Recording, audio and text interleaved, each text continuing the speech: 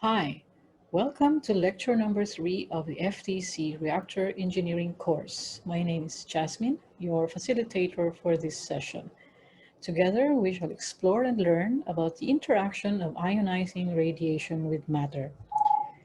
At the end of this lecture, we hope that you will be able to gain some insights and demonstrate understanding on how radiation interacts with matter, in particular, how charged particles interact with matter, how photons interact with matter, how neutrons interact with matter, and finally, become familiar with some radiation quantities that are used in radiation protection, including their measurement units and the relations between them.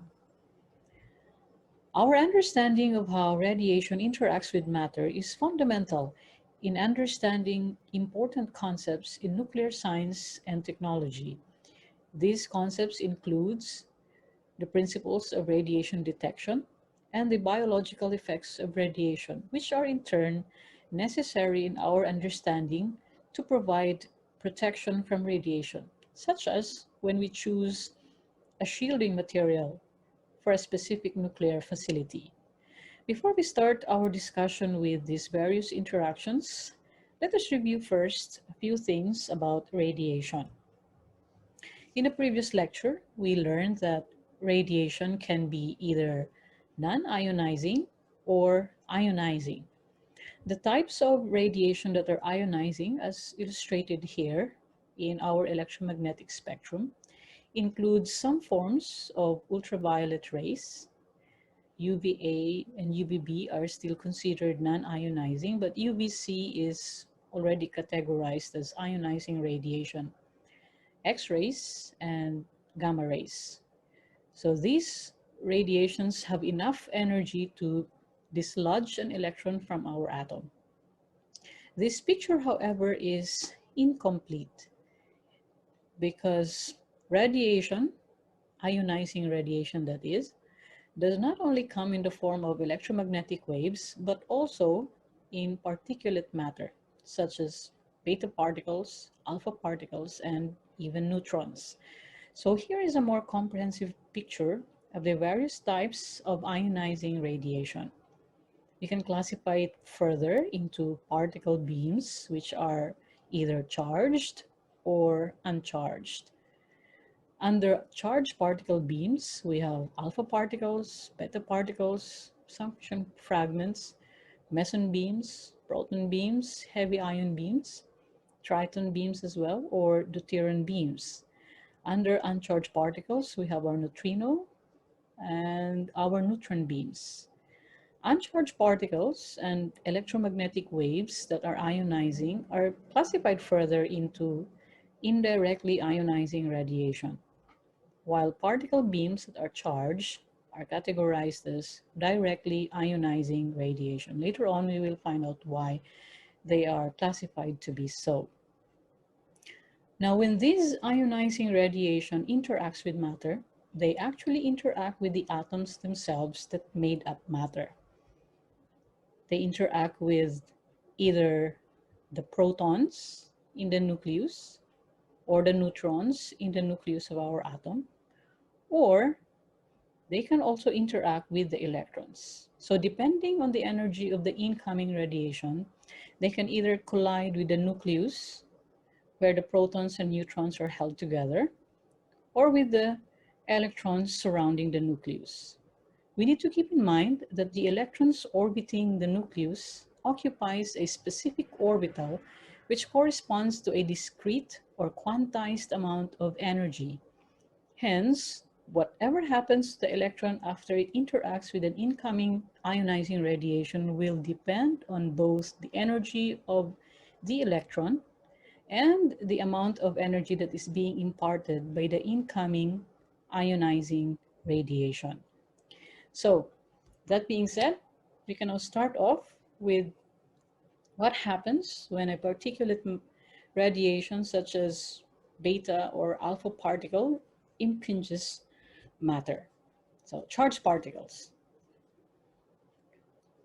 There are two possibilities when charged particles impinge matter.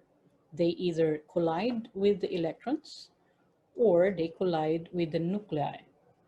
Because beta and alpha particles are charged, they interact with matter by virtue of their electrical force and consequently lose their energy through three principal mechanisms: excitation, ionization, or radiative losses. So let's take a look at when and how these energy loss mechanisms happen. Excitation, I think, is very familiar for all of us. So what happens here? We have an incoming ionizing radiation, and then it collides with an electron. As it happens, energy is transferred to the electron.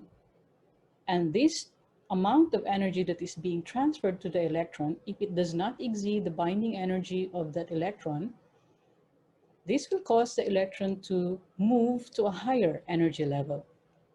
And what happens next is that the electron returns to the lower energy level and dissipating this extra energy that it got from the incoming radiation. So this excitation energy is emitted in the form of an electromagnetic radiation. There are a few things that we need to remember about excitation.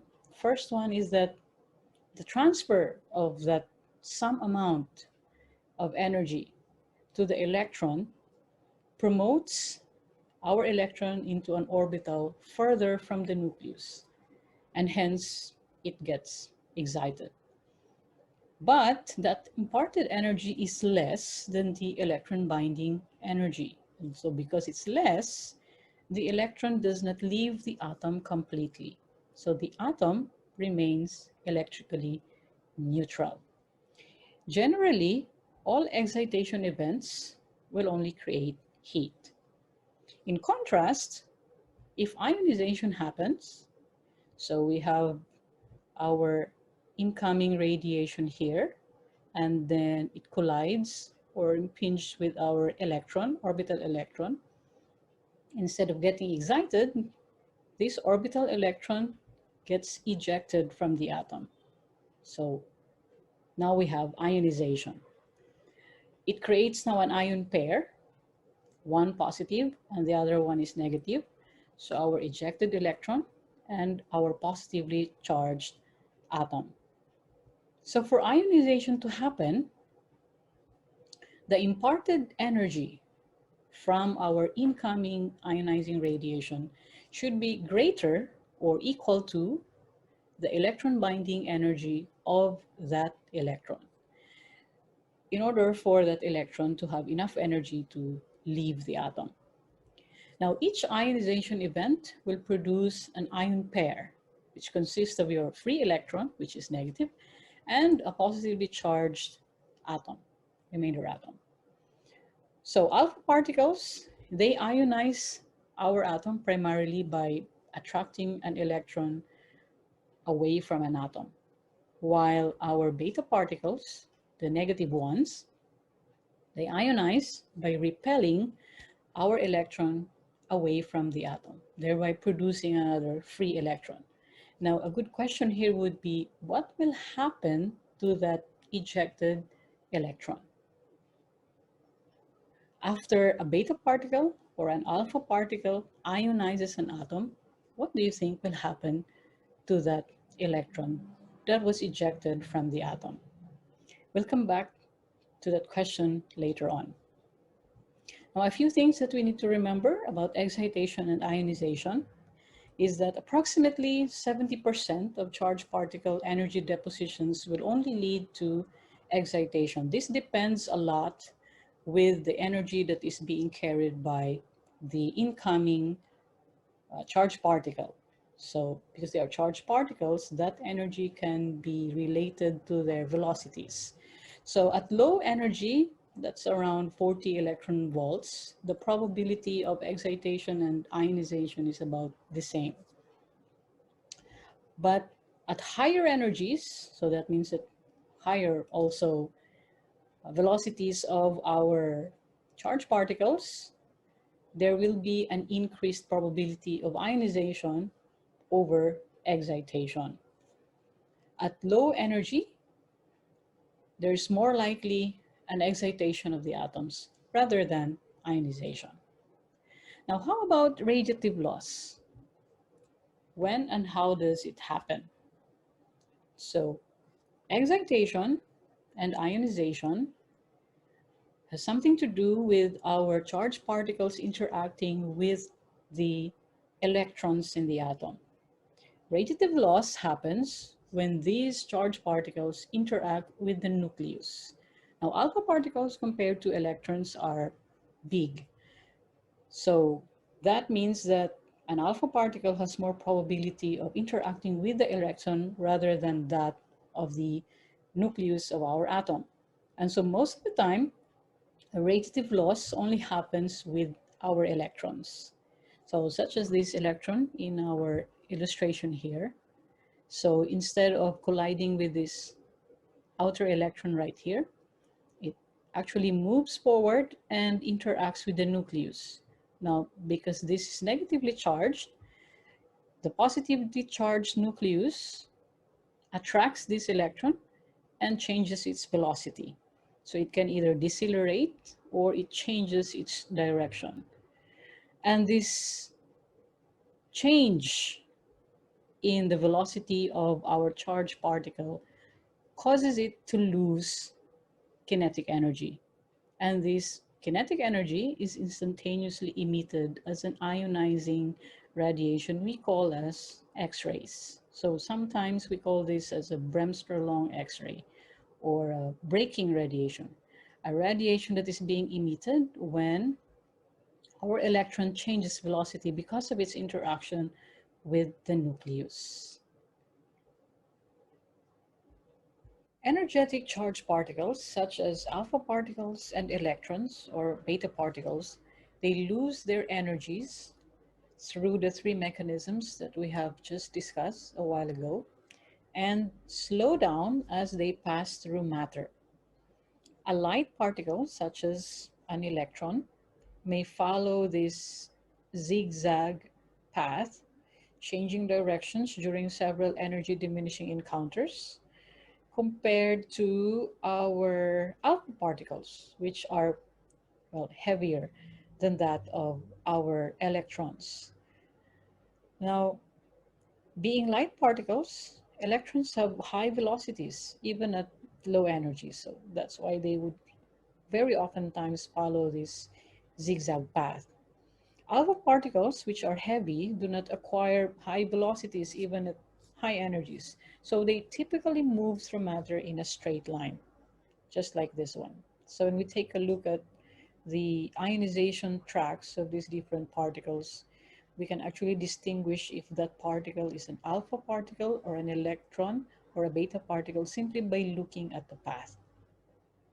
So the path length, the actual distance that our particle travels, is the path length of that particular charged particle, while the range is the actual depth of penetration of that particle in matter. Let's take a look, for instance, electrons as it passes through water. So the path length looks like this one, while the range is just this much. So that's the actual penetration. Now, as the electron zigzags through the medium right here, it will undergo several other energy diminishing events or ionizations. So for instance, at this point B right here, our electron produces a secondary electron over here. This secondary electron is called as a delta ray. And that delta ray can cause other ionization events as well. So if you would notice, so this now answers our question a while ago to what happens to that electron that is ejected from the atom by either an alpha particle or a beta particle. They actually make other ionization paths along the way. And at some point, they can also produce some secondary X-rays like this one. Now, going back to our alpha particle, because it's heavy and well, because they're also doubly charged, although their uh, particle track is a straight line, they are actually producing more intense ionization compared to that of our electron. But because they are heavy, they also have very short ranges in that case. Here are typical ranges of alpha and beta particles in air. So notice that our alpha particles right here have very short ranges compared to our beta particle here. For instance, at energy 2 mega electron volt, an alpha particle can only travel around 1 centimeter in air compared to about 772 centimeter for beta particles. So although alpha particles are highly ionizing, they are less penetrating compared to our beta particles.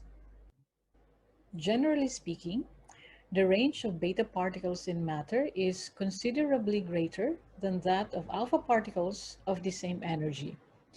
This is because of the lower mass, lower charge, and higher velocity of travel of the beta particle in comparison with an alpha particle of equivalent energy. Now, it is important to emphasize that although all beta particles can be completely absorbed by matter, the shields we select can be of great consequence with beta particle interaction, because hazardous bremsstrahlung radiation can be significant when high energy beta particles interact with shielding material that is composed of high atomic numbers.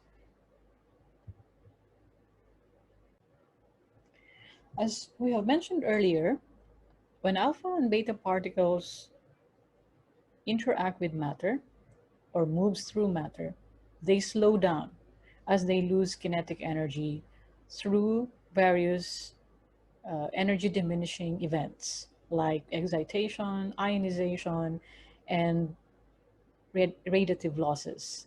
Now, the rate at which these particles slow down in matter depends on what we call as the stopping power of that medium.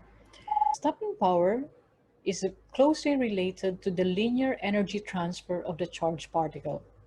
By definition, stopping power is the kinetic energy lost per unit distance that is suffered by a charged particle as it travels in a medium. Now, this kinetic energy that is lost by our charged particle may or may not be totally absorbed by the medium. The absorbed energy by that medium, that is referred to as the linear energy transfer of the particle. Sometimes it is safer to assume that some stopping power is just equivalent to the linear energy transfer of the particle. Stopping power is expressed in mega electron volts per centimeter, while LET, or linear energy transfer, is expressed in kilo electron volts per micrometer. Now, the stopping power and the LET are closely related with the dose that is delivered by charged particles to our medium, and also with the biological effectiveness of different kinds of radiation. It is denoted mathematically as a change in energy, TE, TX, total, which is the combination or the sum of the energies lost by our charged particle when it collides with either the electron or the nucleus of the atom, and the energy lost through radiative losses. Now, there are classical and quantum mechanical ways to derive dEdx, or our stopping power, depending on the particle. But the derivation of these different stopping powers is no longer the scope of this course. But if you are interested to do so, then you can read through one of our references that is being used in this course and look into the Bethe equation for electrons, and also other equations that is related to computations for stopping power. Here is a figure that shows the dependence of the collision stopping power on energy for electrons and protons in water. So the collision stopping power is high at low electron energies, as we can see here. And then it rapidly decreases to a minimum value as the energy of the electron increases along this line right here. At extremely low energies, which we do not show here anymore, the collision losses are known to be negligible. So we don't compute that one anymore there. And it's not sufficient as well to cause either ionization or excitation. The curve for protons is also similar to that of our electrons, but is shifted along the energy axis right here. So the shift here is caused by the higher mass of protons compared to our electrons. So from this graph, perhaps a good question to ask is why? Why does the collision stopping power decreases rapidly as the energy of our electron increases? And the same way with our protons. I will leave that question to you. And in the next module, we are going to discuss about how photons interact with matter.